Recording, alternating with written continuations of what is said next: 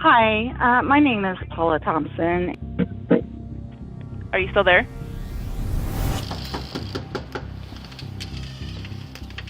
Police! A lot of blood right here on this door. Yeah.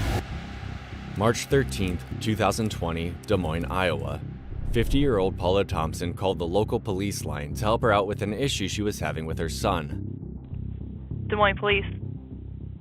Hi, my name is Paula Thompson, and my son actually is on probation, and he's trying to get in the house, and Okay, what's your has address?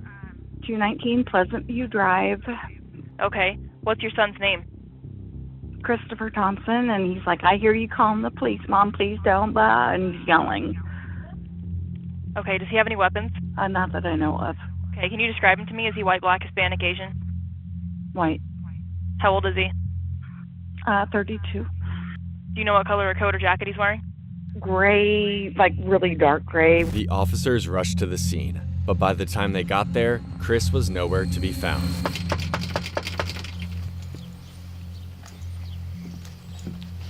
Police! Hello? Hi, thank you for coming. You're welcome.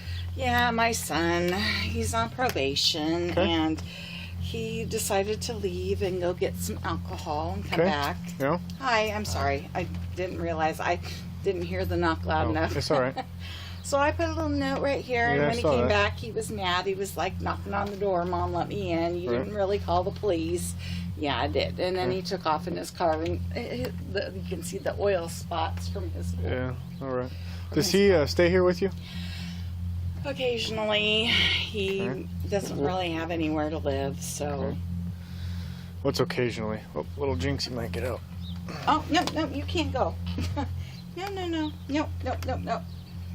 She's like, I don't know what to think. Yeah. What's occasionally? No.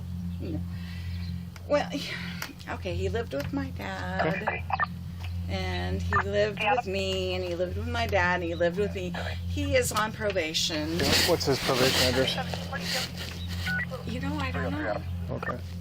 I don't know if it's Well, here or my dad. I guess be careful if you're letting him back here and staying here, because at some point he could probably declare residency here if you allow him to stay here long enough, and he's got enough stuff here. So therefore, you can call us, but if he says, yeah, I got all my clothes inside, I've been staying here for the last week, it's hard for us to tell him he can't come back here because it'd be his residence at that point, okay? So, but if you have problems with his drinking, I'd contact his probation officer because I doubt he can drink on probation. So, and they would be the ones to violate his probation. We can't do anything about that. So, all right. But when he's like violent towards me, what do I do? Call the police. Put your phone on record while we're en route, so that way everything's recorded as far as what he does and says. But if he's that violent and he's on probation and alcoholic or has alcohol problems, I suggest you just don't let him back in and stay here with you anymore until he can get clean. It'll be a tough lesson to learn, but There's the note right there. yeah, I get it. So, alrighty. Bless your hearts. All right. Good night. Yep, you as well. Take care, dear. I hope things work out well for you tonight. Yes, thank you. Thank you. Little did they know, the next time he's violent against her, she wouldn't have the time to call for help. Paula and Christopher didn't have the best relationship. They both had a drinking problem and were constantly getting into arguments. For their neighbors, hearing screaming coming out of their house was just an average day. No one ever thought anything of it. I called and left a message with dispatch. Oh, did you? I'm what? Rebecca Barclay, Okay. because I obviously live right here. So you know the neighbor, you know your neighbors pretty well over here, or I heard that they fought a lot or drank a lot. I don't know if that's true or. They fought a lot. She was an alcoholic, Mhm. and I don't know if she currently was dry or not. Okay. She went on and off so often I couldn't keep track. Yeah. Were you and her close, or? Close enough that every time something happened, she came running to my door, help. Okay. And she lived with her son, right? Yes. Okay. What's his name again? Christopher. Christopher. Yeah. Now, he's a twin. I don't know if you've contacted the brother.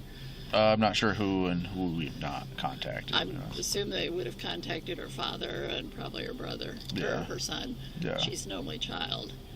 She's lived there for close to 25 years, so I guess. Wow. And I've lived here 32, so it's like, yeah, I know we're not intimate, that we talk daily by any means. Sorry. Yep. Okay. But yes, I know her. I know of the problems. I was here the day that there was the problem that she got him arrested and he went to jail. Oh, okay. For arson. Christopher was struggling to support himself, so he was either living at his mother, Paula's house, or his grandfather's, but Paula constantly pushed him to get his life in order. She'd even told a neighbor that she cut up his credit cards and told him to go find a job, but he just couldn't. She was working to support both of them at that point, but no one could have predicted what would happen next. March 18th, 2020, Paula's friend Lori Baker hadn't seen or heard from Paula in almost a week. Neither did her employer. This was completely out of character for her. Work was always a priority, so Lori did the only thing she could think of, call the house. Christopher was the one to pick up, and what he said left her shocked, enough for her to call 911 right away. 911? Yes, I'm getting a welfare check. Okay, what's the situation? What's going on?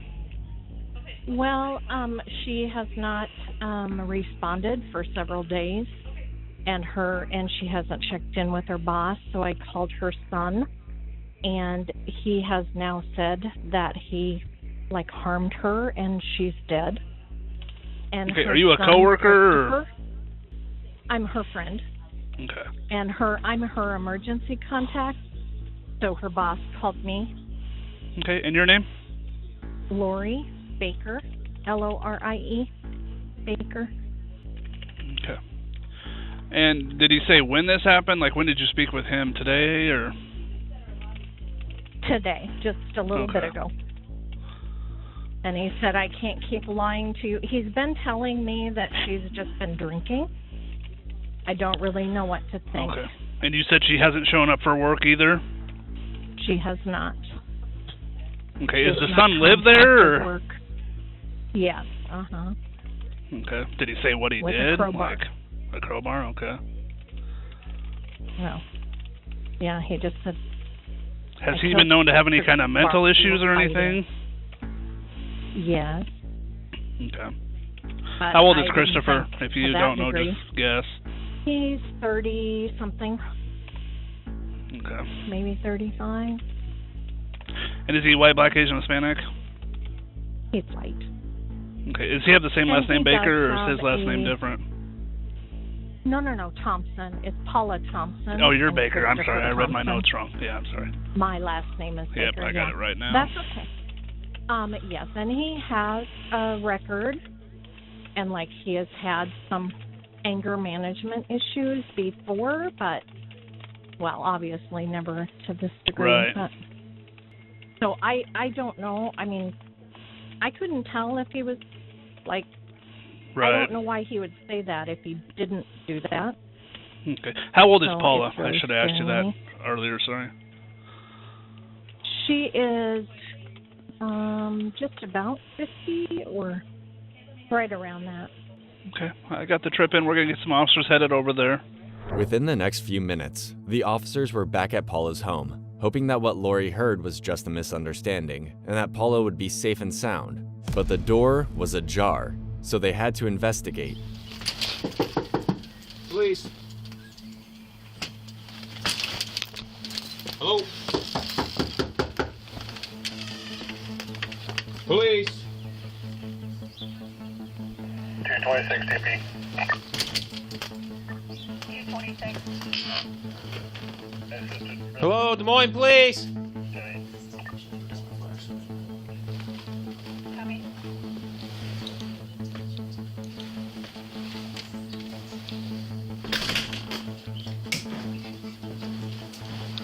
Police.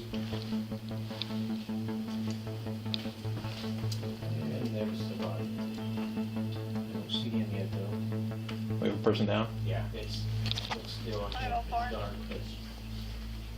245, Adam. 245 out of go ahead. Hold traffic. We have a person down inside the house. We're looking for any other subject now. They found her. They found Paula, just not in the way they were hoping. A lot of blood right here on this door. And it wasn't an average crime scene. You get your light. You see a little better. Go ahead. Watch this door. Yeah. Nope. Looks like she's been drug or moved. Yeah.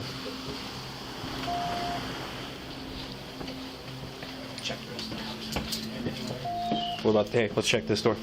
Will we check this one? I have not checked that one.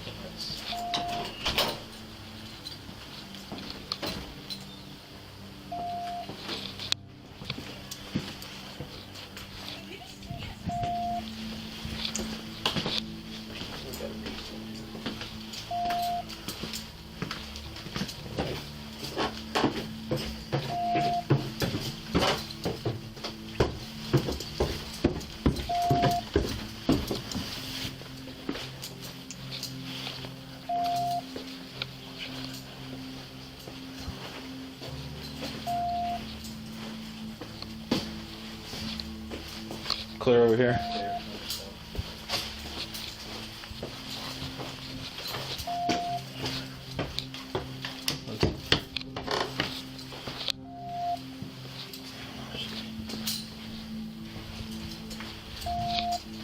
How do you get to that? Hey, could you get to this little area from under the stairs?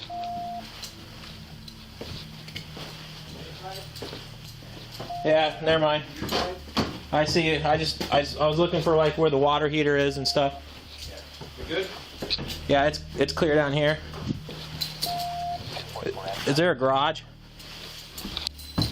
Yeah, but it's not attached. 245 Adam, if you want to notify supervisor, ident, have 504 come out here. There's a crowbar here on the table. The same crowbar used to end Paula's life. If that wasn't bad enough on its own, the officers also found Paula's cat, killed the same way she was with the same weapon, in the home's garbage can. This visit just went from being a welfare check to an active homicide investigation, and they needed to find the only suspect they had at this point, Chris. Is there a garage? Detectives? Yeah, it's gonna be. Also need detectives to do the Sunday information attack a photo to our MPT, please. I assume that the females are the deceased one, yes? Yes. All right. That's locked? Okay. You cleared the car, right? Let's double, we're gonna peek inside the car again real quick. 245 Adam. 45 Adam. Can medics come in, or do you want them to go back to service? They can come in. It's an obvious, but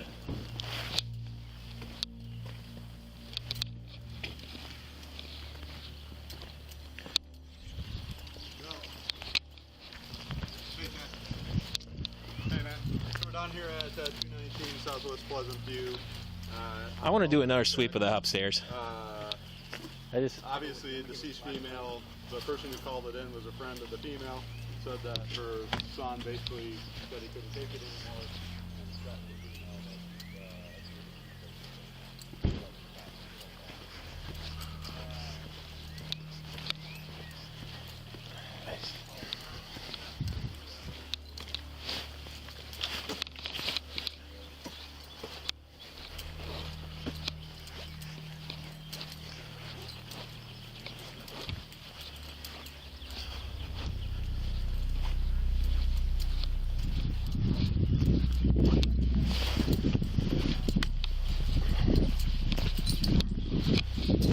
I just want to do one more sweep of the upstairs.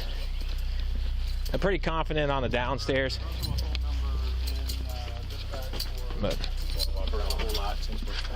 yeah, I mean, I just peeked around there too. I just want to make sure we check everywhere. We don't think we looked in there because that bag was right in front of the door. We're going to have Dick sing that phone for the son, see if maybe we can get a location. Okay. Yeah. Anyway, yeah, like I said, I'm pretty confident he's not here, but we're going to do one more sweep. I'll hang out here, that way there's one less person walking through. We've already come through.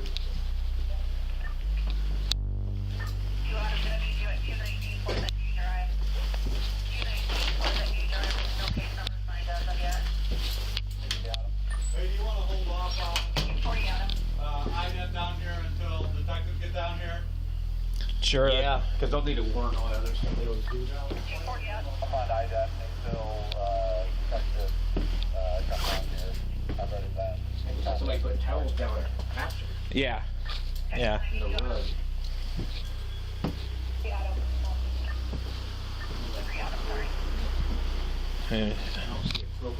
It's on the kitchen table. Oh, you see it on the Yeah.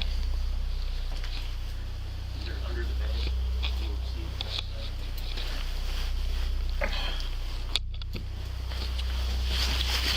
Oh, nothing under there. Yeah, I mean, she's got settling. She's been down for a while.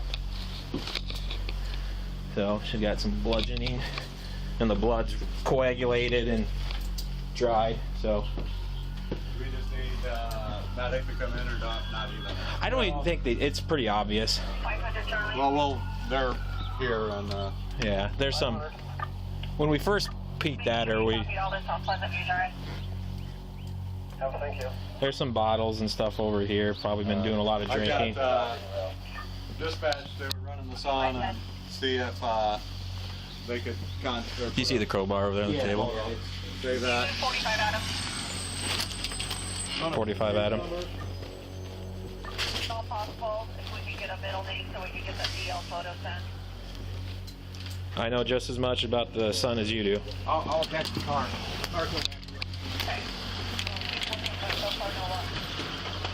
Cuppy's going to run the plate. We're going to start there from the car. The autopsy would later confirm that Paula had been dead for at least 5 days at this point. Considering Lori spoke to Chris at the house that morning, it meant that he'd lived in the house with his mother's body for almost a week before fleeing the scene. That too, only when he found out the police were on their way. The blood splatter showed that Paula didn't go down easy. She fought for her life but wasn't strong enough. With the clock ticking, the cops needed to find Chris fast, before he hurt someone else. The only other person in their family that lived nearby was Paula's father, William Thompson.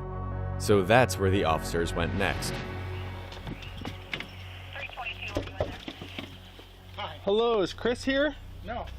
Does he live here currently, or? No, he doesn't. Okay. Have you talked to him at all recently? Have not. Okay. You in trouble? Well, I just want to talk to him. When's the last time you heard from him? Oh, a couple months ago. A couple months ago? Yeah. Okay. You can come in if you want. Okay, yeah, if you don't mind, just look around for him. He is, the detectives are looking for him right now. Who's looking for him? Our detectives are. Oh, okay. All right, go on. My wife's looking in the back room, so. Okay. So he hasn't lived here for a couple months, or longer than that, 6 months? Yeah. Okay, yeah, we're just Maybe gonna... more than that, I didn't. Okay, yeah, if you don't mind, we're just gonna look around quick. Go ahead. Go ahead. No one else is home? His wife. Back there? Okay.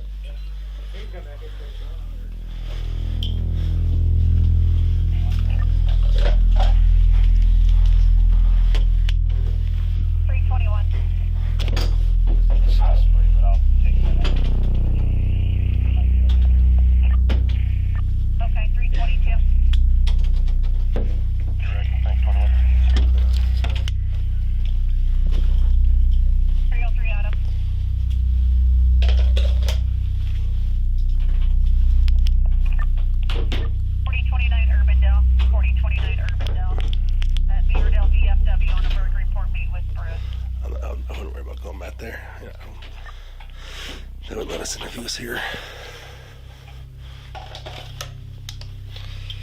Alright, sir, if you hear from him, I know you haven't heard from him, but if you happen to hear from him, can you call us immediately, please? Sure. Sorry for bothering you guys. Hope you guys have a good day. Not a problem. You guys are just doing your job. I hope you're not in too bad trouble, but... No, we don't know either. We just got a phone call from a detective say, hey, we need to talk to him, and he might be considered dangerous. So that's why we came here with our guns. Always just because I don't know him, and they told us he might be dangerous. So for whatever they're looking for, I'm not really sure. Okay. But if you do see him or hear from him, just contact 911 immediately, please. Okay. All right. All right. Thank you.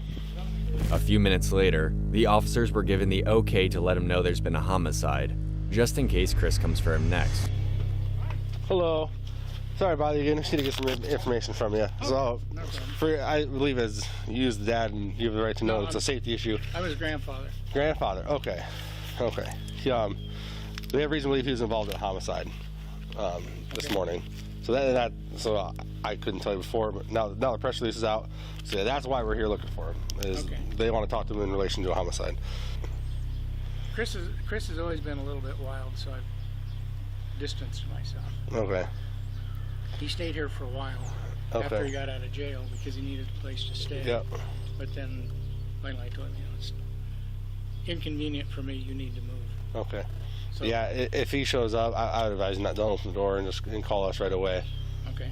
If he has history of being unstable and possibly involved in the homicide, I don't think it wouldn't be safe for you to. No. Obviously, if something's going on with his head, he's not in the right state of mind, that something bad could happen. So. Okay. Well, I think we should be good now. We'll stop bothering for the day, sir. No, not a problem. You're not a bother. All right. Have a good day. They were walking away, leaving out the most crucial piece of information. Okay, I thought that was strange. That there's no emotion. Huh? I didn't tell him. Oh, you didn't? No. That's what I'm asking. Should I tell him? Like, I know they gotta do notifications.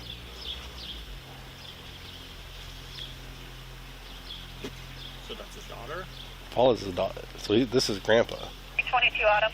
Paula's the mom. She's check with George, I guess. I would. To be going in through the ambulance bay. Oh, that's Chris's mom? Yeah. Okay. He's the mom. Yeah. So that's the next right there? Huh? That's the next right, Paul? No, Paula's. So Chris is this guy's grandkid. Okay. Cars copy and confirmed LME under case number 8237. Taken with a white 2004 enclosed trailer with an Iowa plate of Charles Paul 8130. Taken from 5 Jackson. And you told him that he's wanted. I told him that. We have reason to believe he might have been involved in a homicide this morning. With Paula's name already out there on the press release, they had to go back and let him know that his daughter was the victim of the homicide. I hate doing these. So just so you know, I just talked to our family conflict detectives, and Paula was the victim of the homicide. I saw a blurb. I was afraid of that. And so Detective Mitchell, who is one of our family conflict detectives, he's getting a victim services advocate, and they're on their way out here now. Okay. But they asked us, I was already here and talked to you, that I'd be able to notify you. Sure, I appreciate that. I want to give you a couple of phone numbers also. Absolutely. William had no reaction to finding out Chris had killed Paula, almost like he knew it was going to happen. In a way, Paula did too. Not only had she already contacted the cops and emailed Chris's probation officer telling her she was scared of Chris the day she died, but she'd even made a Facebook video about it a few months prior. In it, she said that if she died under mysterious circumstances or was killed, Chris would be responsible, only to delete the video a few minutes later. With his history and how brutally Paula was killed, Chris couldn't stay out there for very long. His family was notified, and with the press release putting his name and face out there, it was only a matter of time before the police caught up to him. But he didn't wait for that to happen. Later that day, Chris walked into the police station and approached the front desk, asking if there's a warrant out on his name. When they asked why there would be one, his response was chilling. "Because I killed my mother." He was immediately detained and taken in for further questioning. Even though it seems like we had all the information possible at this point, Chris would go on to reveal things that would only prove how dark and twisted his mind really was. Chris was charged with first-degree murder, but his defense was that it wasn't premeditated, it just happened. But Chris's own words were about to betray that defense.